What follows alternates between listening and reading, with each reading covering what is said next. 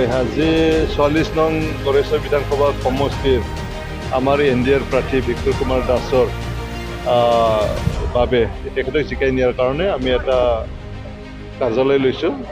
শুক্লাই চেৰফাং সমষ্টিৰ নাওকাটাত মুখ্য কাৰ্যালয় কাৰণ এই শুক্লাই চেৰফাংটো মাজত হয় গড়েশ্বৰ সমষ্টি আৰু নাগৰিজুলি তাৰ মাজত শুক্লাই চেৰফাং সমষ্টি গতিকে মিডিল এৰিয়া হোৱাৰ কাৰণে মুখ্য কাৰ্যালয় ইয়াতে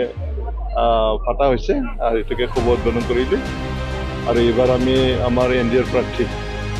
বিক্ৰম কুমাৰ দাসক বিপুল ভোটত আমি জিকাই নিম আমাৰ বিপিএফ দল এজিপি দল আৰু বিজেপি আমি এলায়েন্স হিচাপে আছোঁ এনডিএ নেশ্যনেল ডেম'ক্ৰেটিক এলায়েন্স হিচাপে আছোঁ গতিকে 15টা সমষ্টি বিটিচিত আছে তাৰে ভিতৰত 4টা সমষ্টিত বিজেপিয়ে মানে নিৰ্বাচন খেলিব আৰু 11খন সমষ্টিত বিপিএফ দলে মানে নিৰ্বাচন কৰিব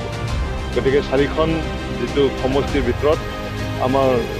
44 নং গড়েশ্বৰ সমষ্টি বিজেপিৰ হাতত আছে আৰু 43 নম্বৰ যিটো তামোলপুৰ বিধানসভা সমষ্টি এইটো তেখেতসকলৰ আছে গতিকে তামোলপুৰ জিলাত 2খন আছে দুয়োটাকেও আমি মানে বিপুল ভোটত জিকাই নিয়াৰ কাৰণে আমি কাম কৰিবৰ কাৰণে ইয়াতে ৰণকৌশল কৰিবৰ কাৰণে আজি এই কাৰ্যালয়খন লোৱা হৈছে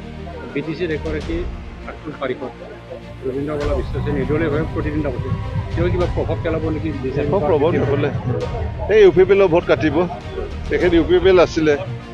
যোৱা বিটিচি নিৰ্বাচনত তেখেতে ইউ পি পি এল হিচাপে খেলিছিল আৰু তেখেতে বি পি এফ দলত যোগদানো কৰা নাই